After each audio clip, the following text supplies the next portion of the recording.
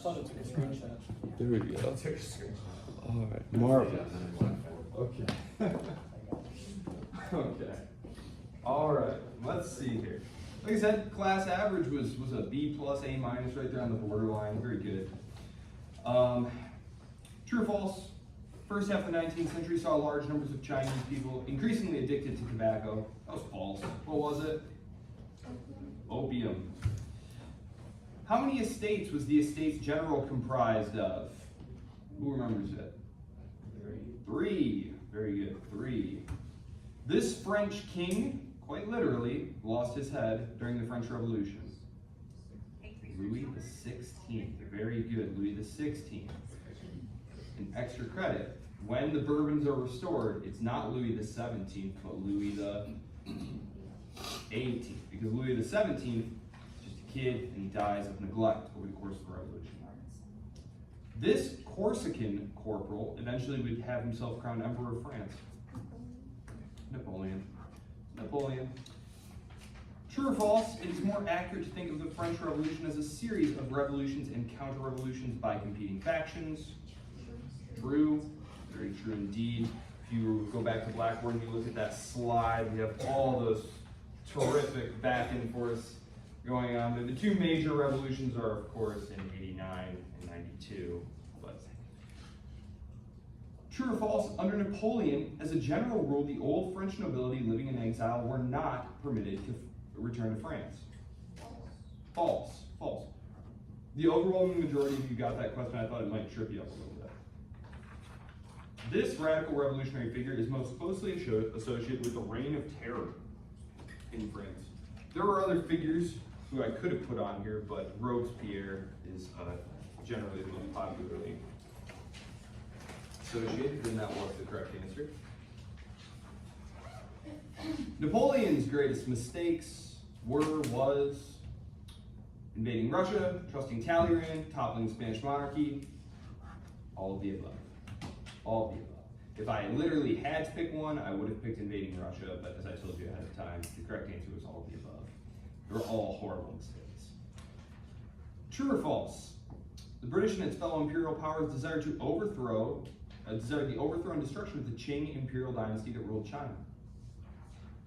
That was false. False. Very good. And we're going to be returning to China today for the first time in several lectures. We're going to see what happens when you knock over the central authority of the country. The treaties that concluded the 2 opium wars resulted in the concession of which privileges to the British and eventually their fellow imperial powers? Access to China for Christian missionaries, access to more ports for trading, and extraterritoriality. All of the above was the correct answer. All of the above. The storm or divine wind that prevented the Mongols conquering the Japanese islands is referred to which of the following? It was the kamikaze. Of course, we'll have reason to bring that up again in the context of World War II. Japanese pilots, as the war started to go increasingly badly, they would load special planes full of TNT, other high explosive, and would fly them straight into U.S. ships. The period of Japanese history where rule of the kingdom was conducted by a military chieftain and their retainers rather than the emperor, strictly speaking, was called the shogunate. Almost everyone got that right. I was so pleased that you all got, pretty much everyone got the shogunate, and then the question right after this correctly, which was, this event marked the overthrow of the shogunate in Japan and the beginning of full-scale modernization under the new rule of the emperor. That was the Meiji Restoration. I was very pleased. So those are the big key events there. One event that happens in between there, and this question tripped a lot of people up. I shouldn't say, I would say probably like 10 people. True or false? It was the United States rather than one of the European imperial powers who forced open Japan in the 1850s. True. True. And this was when I was joking about Matthew Perry. You guys know Friends, right? You remember that? Yeah. Commodore Matthew Perry. That's how I always remembered it. So I remember it just now because I know who Commodore Perry was. But when I was your age, I just remembered it that way. Prior to defeating the Russians in the first years of the 20th century, Imperial Japan first defeated this mainland Asian power, I got a variety of answers here. It was Imperial China. Most people got Imperial China. This is in the 1890s. This is the first conflict. There's going to be two Sino-Japanese wars, right? One in the 1890s, that's this one, and it's going to be right before the Russo-Japanese War, which is going to be about 10 years later in 1904, 1905. This is the war, though, that brings Korea under Japanese control, and also Taiwan. It's called Formosa. But this is when the Chinese imperial government loses control of Taiwan. So, just for current events purposes, just an interesting thing to know. Okay, next page. This Central Asian group of Muslim warriors set up an empire that ruled much of the northern part of what we now call India in the early 16th century. This was the Mughal. British rule in India is usually divided into two periods. That of rule by the British East India Company, and the other by the British government directly, and this latter was called the British Raj. The British Raj. True or false? The British East India Company ruled India from the middle of the 18th century all the way until the dissolution of British rule in 1947. Well, that is false, right? And if we just kind of look back at question 17, it was just kind of obvious there. Famed for its multiple revolutions that broke out simultaneously across Europe, this year was known as the Springtime of Peoples. It's 1848. One way to recall this is the Communist Manifesto, Karl Marx. He publishes that week. I think it's the same week or a week before the revolution in France pops off. So he talks about the springtime of peoples, the specter that is haunting European communism. That all happens right there in 1848. So, apart from the national question, that of peoples, the rulers of mid-19th century Europe were struggling to deal with which other disruptive factors? And this is regarding the lead up to the revolutions of 1848. High food prices resulting from crop failures, like the Irish potato famine. Unemployment resulting from an economic downturn, and the broad effects of industrialization, which were disrupting ancient patterns of life. It was all of the above. 1840s, very, very tough time. Tough time. True or false? The unification of Germany was an important factor in the eventual outbreak of the First World War. True. True. European diplomacy and geopolitical considerations for centuries before then had been based on a weak, disunited Germany. Because once all those provinces and territories, once all the German states were united, well, Austria got excluded, as you know, but most of them, it was all of a sudden the most populous, the wealthiest, the most militarily capable power, who all of its neighbors couldn't check combined. Remember when we looked at the First World War, the Germans almost defeat literally everyone by themselves, and if it hadn't been for the Americans coming across the pond, they would have. So, true or false? Imperialism had absolutely nothing to do with the outbreak of the First World War. This is false. It's hard to know exactly how much, but it certainly played a part. Which of the following played a part in the outbreak of the First World War? Imperialism, nationalism, military alliances, all the above. And you could have added a couple other ones on there as well, like arms buildups, things of that nature. The proximate cause of the First World War was the assassination of which of the following world leaders? That was the Archduke Franz Ferdinand. Franz Ferdinand. Thank you very much, sir. The Russian defeat at the hands of this rising power in 1904-1905 convinced the British they needed to take a more active role on the continent, balancing against Imperial Germany. This was Russia's defeat by Imperial Japan. We're going to be looking at a little bit about Japan today. We'll deal with a lot more of Imperial Japan in the run-up to World War II starting next week.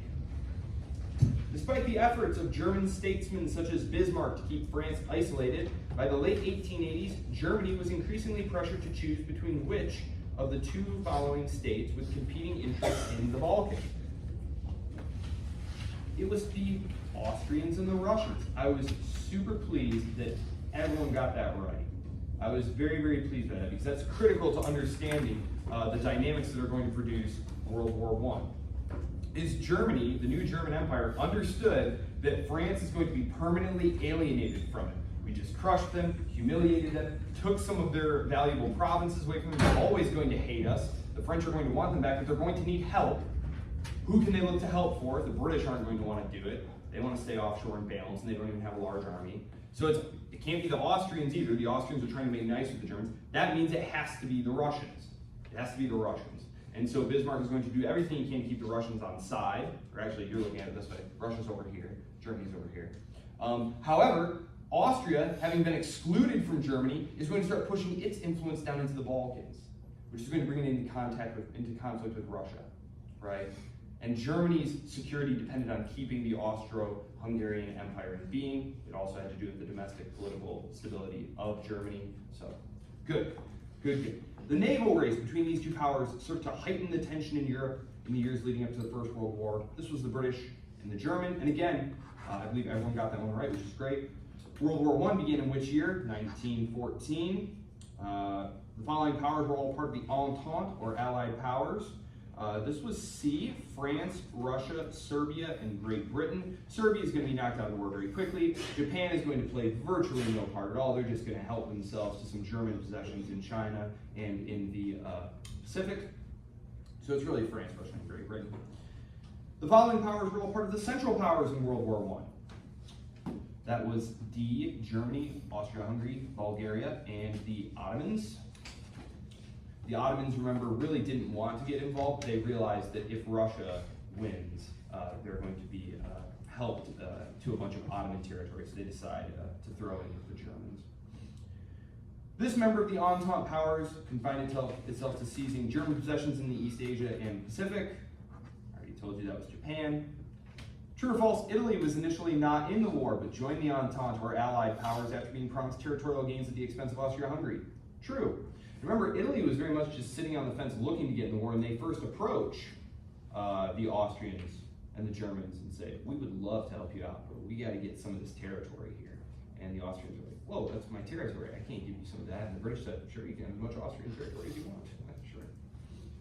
True or false, without World War I, it is likely Lenin and the Bolsheviks would have come to power in Russia. That's false, and the majority of you got that correct. The German general staff's plan to quickly win the war by first knocking out France and then wheeling about to knock out Russia was known as the super secret plan for total victory. No, I'm just kidding. It was the Schlieffen plan. It was the Schlieffen plan. At the end of World War I, this former great power was broken up into a variety of successor states along mostly nationalist lines. This was Austria-Hungary. I say mostly because, of course, we looked at that map, and when you really zoomed in, you saw that there were dominant ethnic groups, but everyone was very mixed in there together. The entry of this previously uncommitted power into the war proved decisive for the Entente powers in achieving victory. This was the United States. True or false, as a neutral power, the United States was able to trade freely with both the Entente and Central Powers. This was false, and it was false because the British were effectively blockading the continent. Supplies could not reach Germany. So that isn't to say that there was no trade going on, but it certainly was not going on an equal basis. So,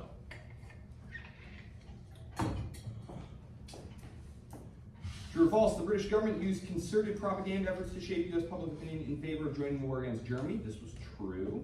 This was true. They actually had a Ministry of American Information. Nice euphemism. Arguably more important than German U-boat activity in the North Atlantic for bringing the United States into the First World War was this secret message to Mexico. That was the Zimmerman telegram.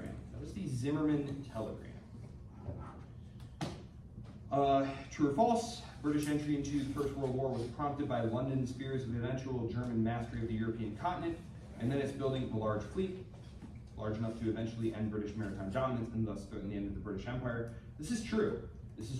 Now, what they said was, we're here to defend Belgian neutrality, but let's be real, that's not what was going on there. They didn't.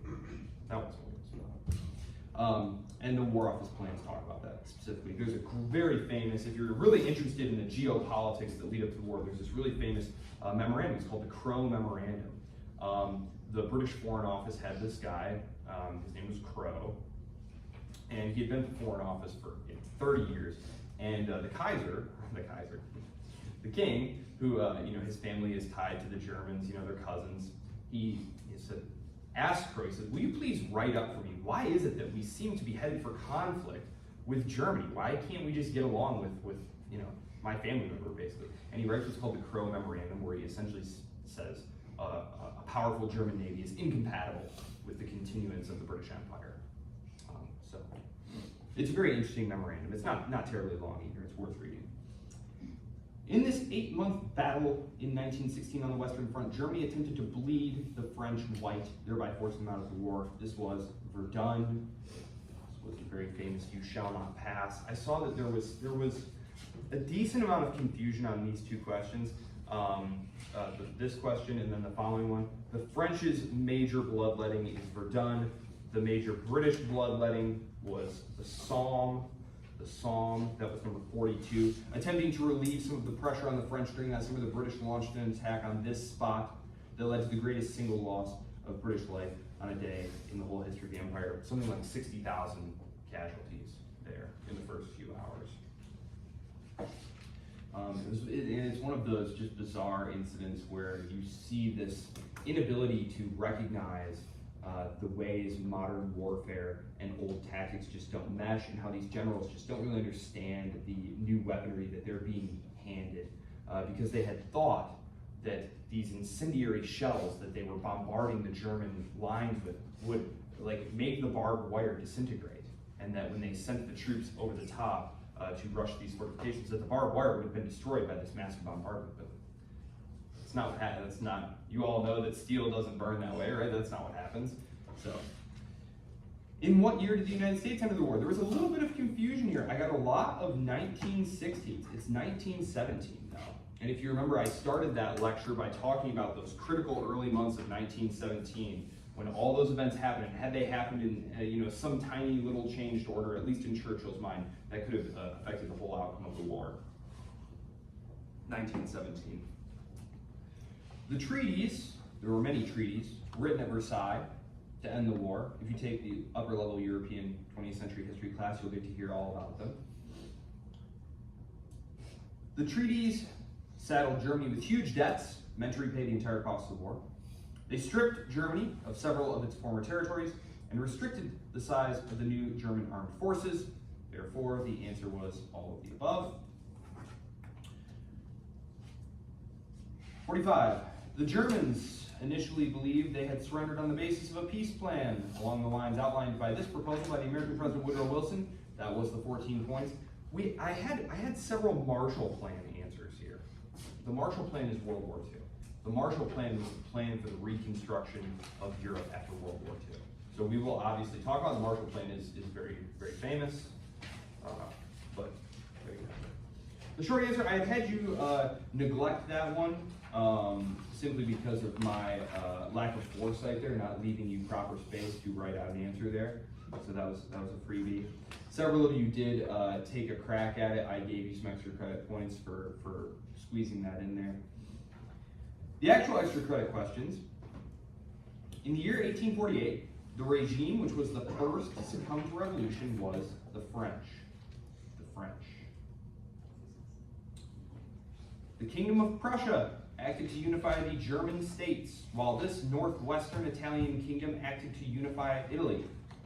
This was Piedmont, Sardinia. The long-term aim of the Russian Empire had been the acquisition of which strategic point connecting the Black Sea to the Mediterranean was the Dardanelles. Okay. If you have any questions, please let me know. Like I said, if you're unhappy with your grade and would like a shot at some extra credit, also please let me know. You will see some amount of these questions again on the final exam. The final exam is not technically cumulative. You'll have one more exam in this class a few weeks from now. It will cover the topics from 1920 onward. I believe your textbook stops in 1991 and the breakup of the Soviet Union, which is a good place, I think, to stop a survey level course here. The majority of the questions, I would say probably 75% of the questions will be on topics that we are going to cover between now and then. and then I will throw several questions from your first 2 exams on there as well. I will obviously prep you for the exam, but I'm going to try and pick major questions. It's not going to be very minute questions. They're going to be like big picture things that I hope when you leave this classroom you will remember at least for some period of time. So I am aware pedagogically that if you don't take another history class after this, you're unlikely to remember any of this in several years' time, which is, you know, it's just the way it is. I can remember, you know, I took plenty of math classes, and then went several years without taking one, and then had to jump back into like several calculus classes, and it was like, what are all these symbols and things? I know I've seen these before, but what is this all about? So, are there any questions about the exam? Any questions about the very cool screensaver that I did not know was going to pop up because I was talking for too long? No? Okay. Well, let me just tell you about what we're going to be doing for the next few weeks, really quickly before we jump into the text for today. We are going to be working out of the book today because, gosh, another very unwieldy chapter. Who's that chap right there? That's Ernest Hemingway. Lived in Michigan very briefly, but we claim him. Take that, Illinois. Okay, what are we going to do? So, another unwieldy chapter, I don't know, like I said, at the end of the semester, I'm going to give you all an assessment for the course, and I am interested specifically in what you think of this textbook. Obviously, it was great not buying a textbook, having a free textbook.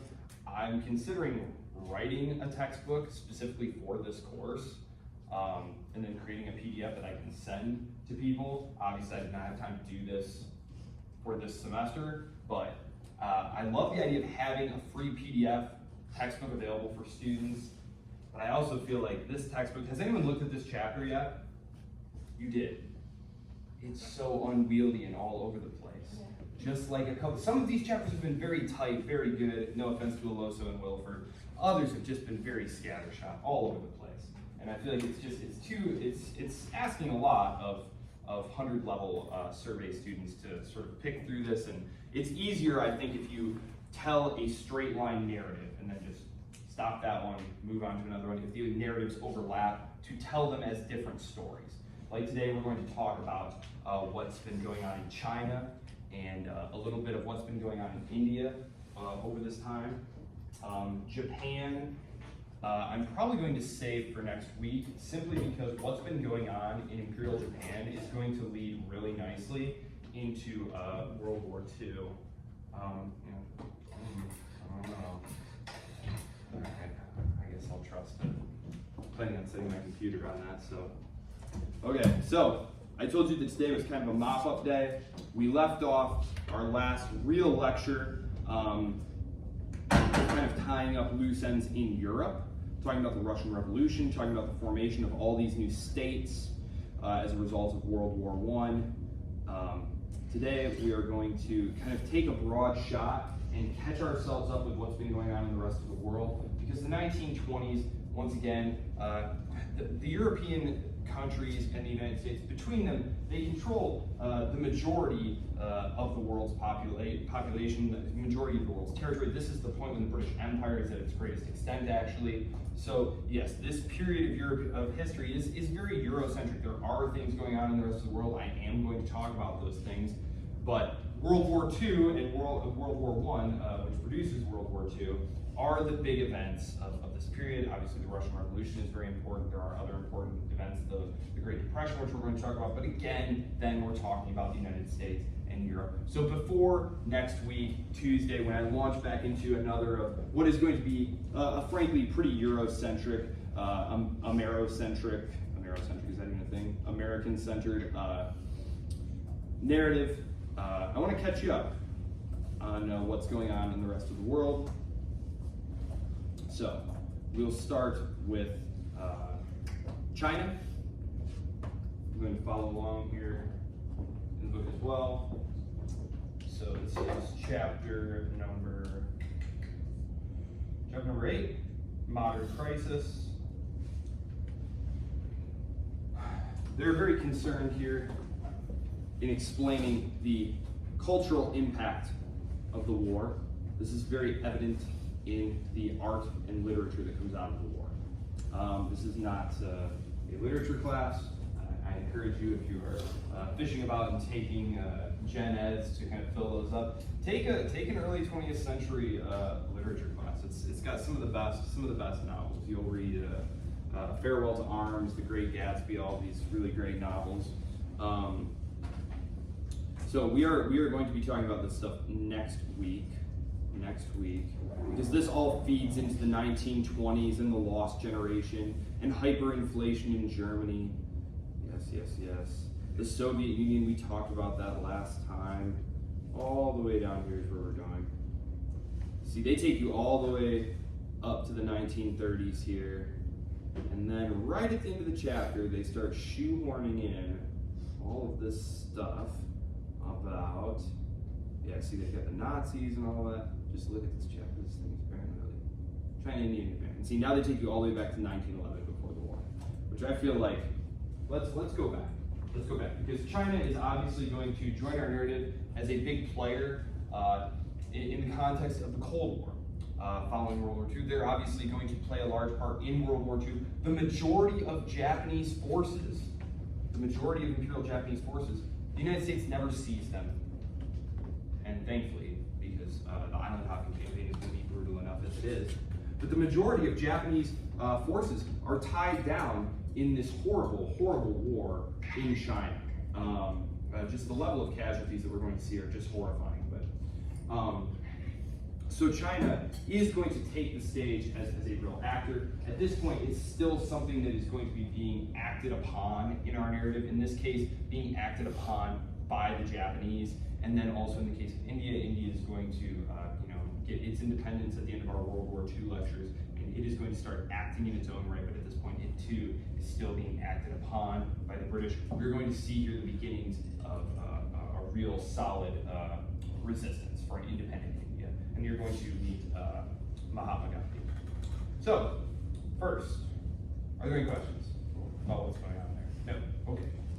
Marvelous. So I know that all that stuff that I skipped over there is very interesting stuff. Fear not, we are going to go back and talk about all of that stuff starting next week. I just want to create one narrative connecting the end of World War II, or World War I with World War II, but I also don't want you to lose sight of what's going on in the rest of the world. This is really a global history world survey class, and we've spent a lot of time investing in following the historical trajectory of China, of India, of the Middle East. So, let us keep with that spirit here. I guess the area that's really receiving short shrift in the context of this class is South America, Latin America. But let's see if I can do something about that. I have mentioned it several times. Okay. The Qing Empire finally disintegrates in China. That's Sun Yat-sen. He is going to be the founder of the KMT. The KMT still exists today. It's a political party. Can anyone tell me where I would go if I wanted to find a representative from the KMT party? Taiwan. It is one of the two leading political parties on Taiwan. Ironically, as we'll see, it is the party that favors closer ties with mainland communist China, who are the ones who will drive the KMT off of China. So, what's going to happen here is the regime is essentially going to disintegrate. However, the revolutionaries, the sort of small L liberal revolutionaries like Sun Yat-sen, are not able to create a powerful enough central government to gain control over the area that is China. We see this in the context of the French Revolution as well. But the need to go pacify, that nice euphemism, right? The need to go pacify areas of southwest France, for example. Highly Catholic traditionalist France. Paris is going to send armies in there to pacify them. Well, in this case, the Republicans, the revolutionaries, are not going to have enough military clout to even go out there into the provinces and challenge these generals. This is going to lead to what's called the warlord period of Chinese history, where basically there is going to be a nominal central authority But really, real power is going to be with these regional military governors who are going to basically run their own little kingdoms. So the process then of bringing these provinces under effective central control is going to take the better part of 20 years. And your textbook goes into talking about this. Sun Yat-sen is going to take this time in the wilderness because he basically is approached by this general, who they talk about here, Yuan Shikai, who essentially says, look, it's great that you think you're the head of China, you're the first president of Republican China, but realistically, if you hang around, you're probably going to get killed, probably by me. So why don't you just make me president instead? And Sun Yat-sen is a very practical fellow. He says that sounds smart. And so he hands over power to this general, who quickly declares himself the new emperor. This leads to the military revolts. This all happens in about 18 to 24 months. So it's not entirely clear what's going to happen. Are these military generals going to, acknowledge the authority of this new president? He says, actually, I'm going to be the new emperor, and they say, yeah, we're not really into that. We'd rather do our own thing. So he takes this time, though, to organize a political party. This political party will eventually be taken over by a family member, technically a family member. His wife's sister, I think it's his wife's sister, is going to be married to Chiang Kai-shek. Chiang Kai-shek, who is a Republican military leader. I'm going to start referring to the Chinese nationalists as Republicans. Okay, so Sun Yat-sen, Chiang Kai-shek, these are going to be our Republicans. And then we are going to meet people like Zhou Enlai and Mao Zedong. They are going to be our Chinese communists. Okay, so initially, these two forces are going to be at odds with each other. They are going to start receiving military and political backing from the Soviet Union in the early 1920s. And the Soviet Union is going to ask that this aid be contingent upon Chiang Kai-shek allowing the communists into his government, into his governing councils and coalitions, and that they work together to defeat the warlords and to unify China. This is going to happen in a series of campaigns, the most important of which is the Great Northern Campaign, which I believe they mentioned. Yes, the Northern Expedition against the warlords, very successful.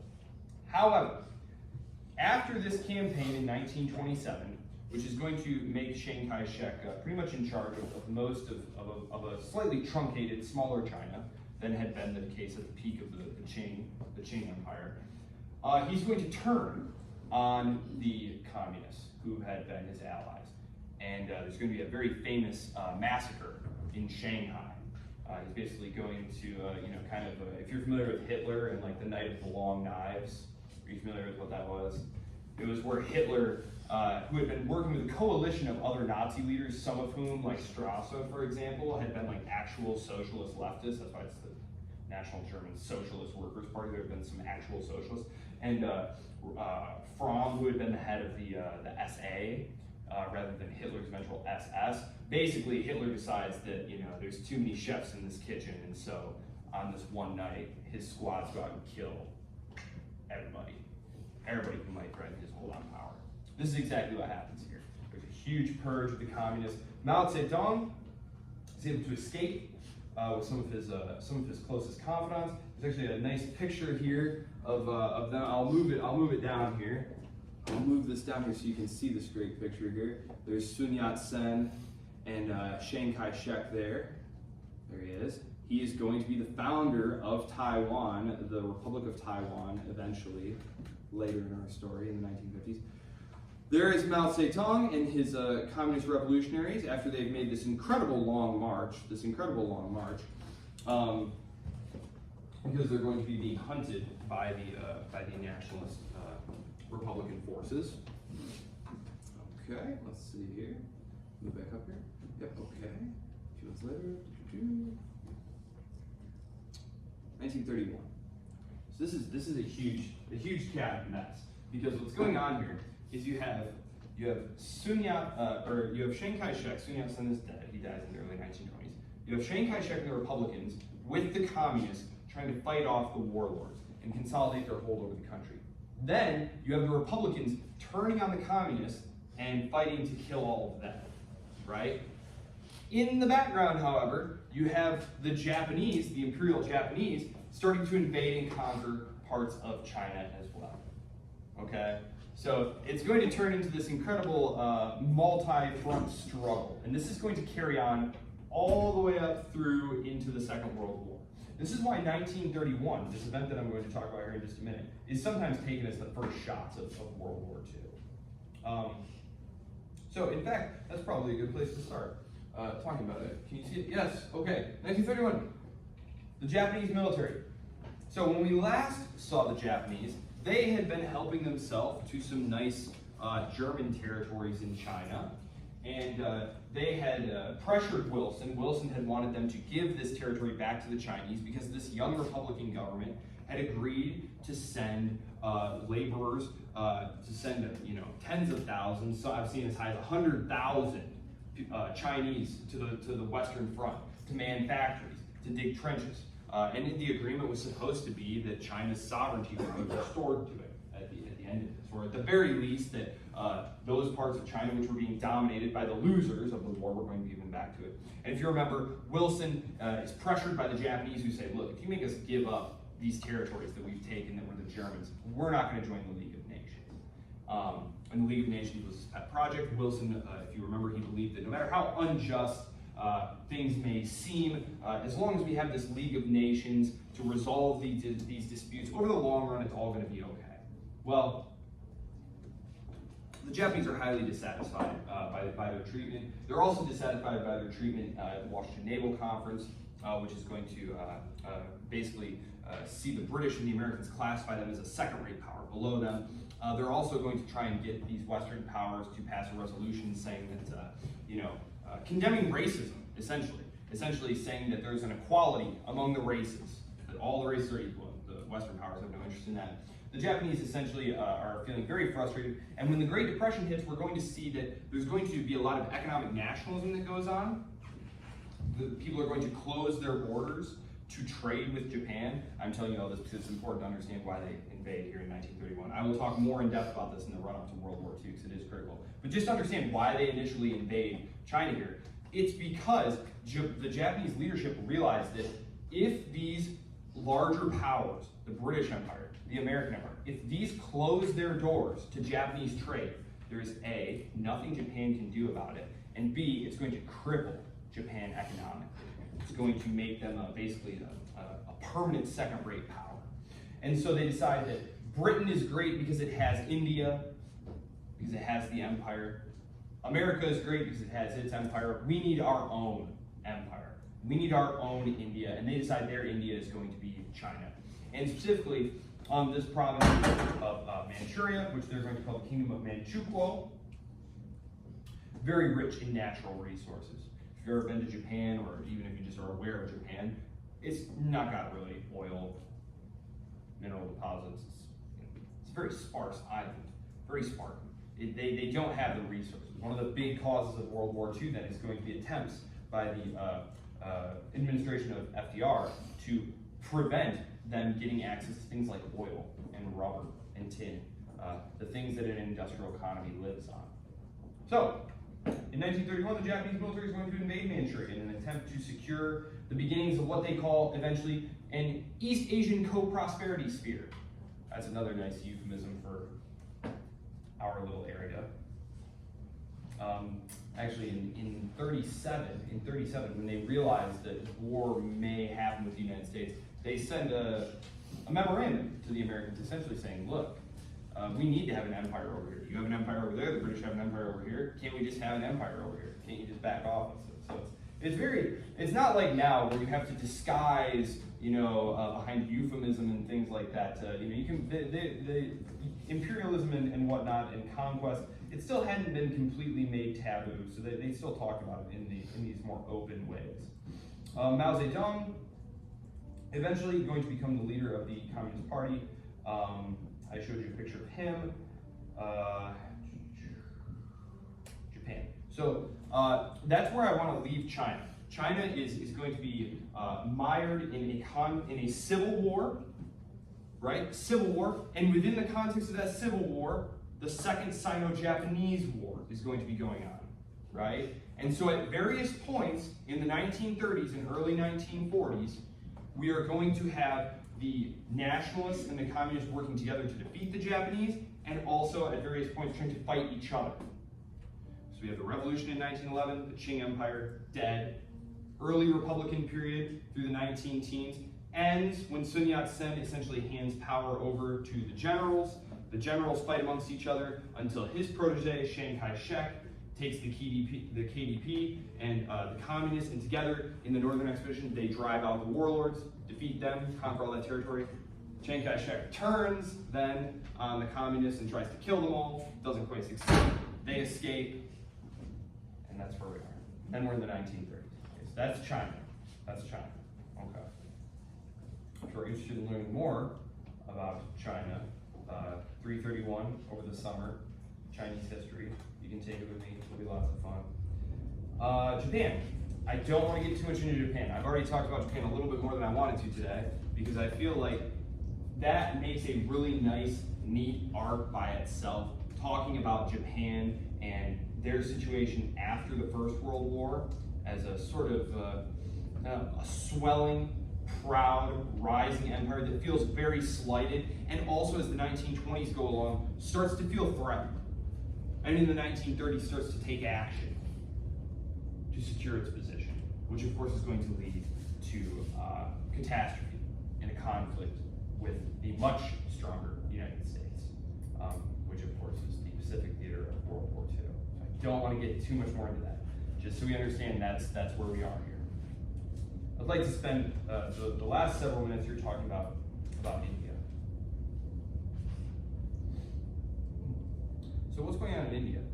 So India, as you probably know, is the largest country by population today. It was incredibly populous at the time, second only to China. And yet it was being ruled by the British. How is this possible? Well, the British had collaborators. There were never more than several thousand British people there. There were, hundreds of millions of Indians. Well, you had collaborators. You had, for example, they would take some number and send them to be schooled and then come back to be the administrators of these large commercial cities. So it's a position of great prestige and power. You also had the princes, the northern princes, who did not want their power and prerogatives threatened by a possible national state, which would then take their lands and wrap them into the national state, but take away all of their power and prerogatives and privileges. And the British are able to effectively balance all of these different groups off of each other. They also play on things like ethnic tensions, using the Muslim sphere of Hindu domination. This is something that is still to this day part of the politics of India. The BJP, which is the ruling party right now, a lot of people accuse them of having a very anti-Muslim, sort of populist, ugly side to them, and there is some truth to that.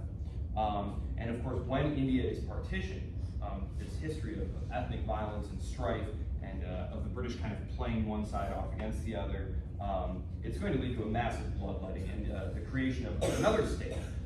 British India is not the territory of the Indian state today. I don't know, do they have a picture of India on here? They don't. I can pull one up actually. Actually, I'll pull it up when we talk about the partition. But basically, Pakistan didn't exist as a separate thing. It was just the northwest part of British India, and that's going to be broken off and turned into its own state. So the British are saying all along here that by the late 19th century, they're saying that they are trying to prepare India for self-rule. Trying to prepare it for self-rule. In 1880, now some of the Indians, especially those who've been British educated, take this very seriously. Take it at face value. And in 1885, the British educated Indian reformers organized the India Congress Party. The Congress Party. The Congress Party would be very powerful in Indian politics and would basically have a stranglehold on Indian politics until the rise of the BJP, which happened in our lifetimes, your lifetimes. I know I'm older, but in your lifetimes. So from 1885 onward, they believed they were ready to administer the country and no longer needed British bureaucrats to tell them what to do. In 1909, British reforms provided for India representation in provincial legislatures, and Indian soldiers begin to take part in campaigns outside of India.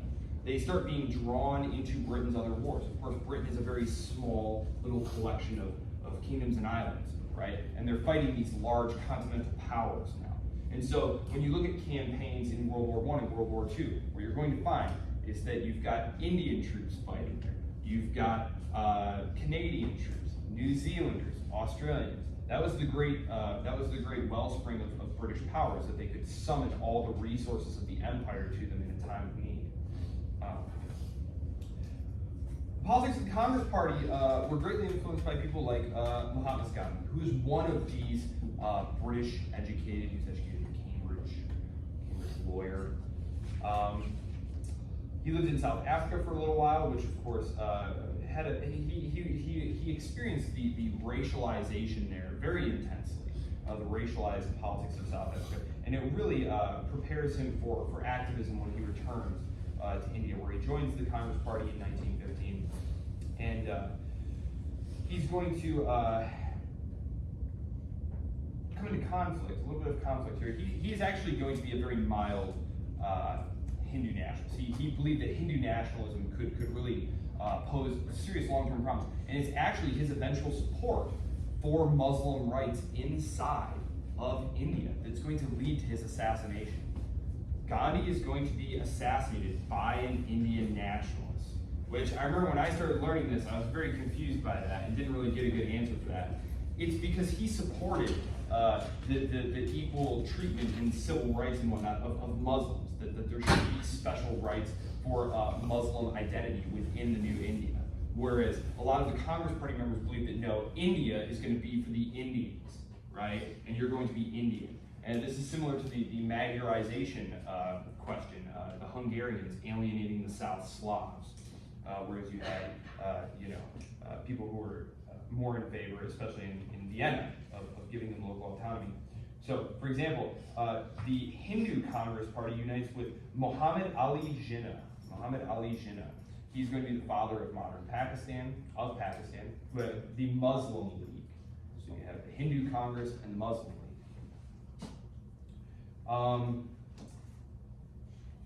World War I weakens the empires. It weakens the empires terribly. There's going to be a lot of unrest in the provinces because, of course, the imperial center is distracted and weakened. Now is the chance to throw off the yoke, right? There's going to be an uprising in Ireland, which I realize now I'm not going to get to talk about Irish independence today very much. But there's also going to be one in India, the Amritsar uprising, and this is going to result in a terrible massacre in 1919. One of the real stains there on later British Raj rule.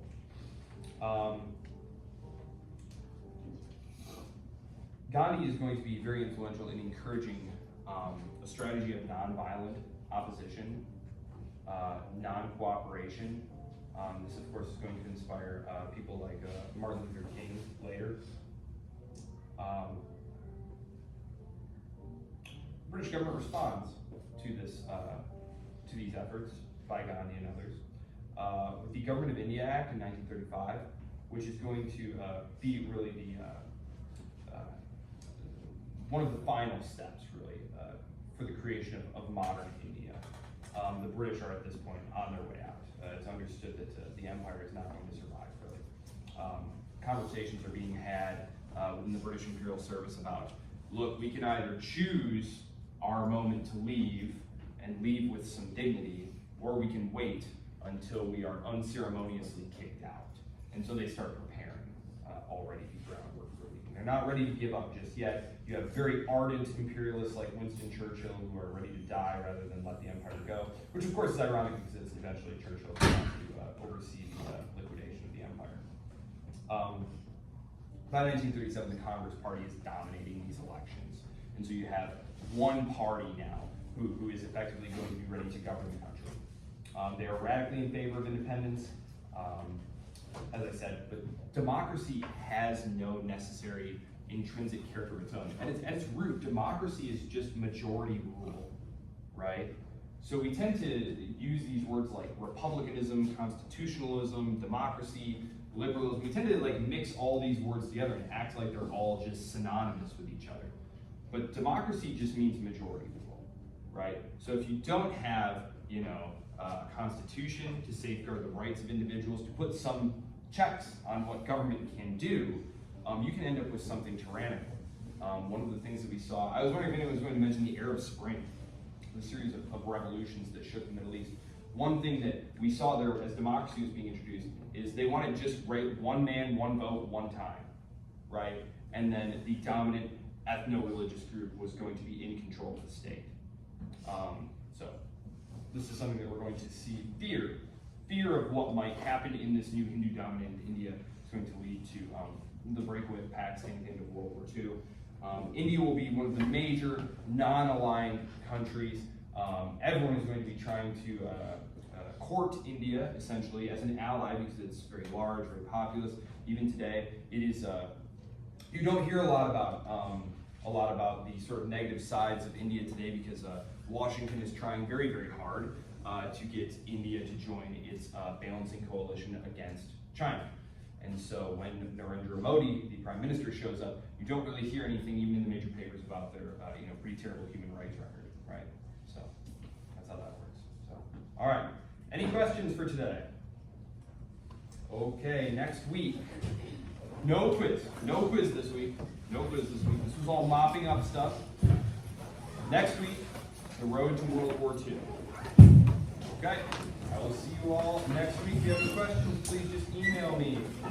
Questions about the test, questions about the lecture, questions about extra credits, just email me.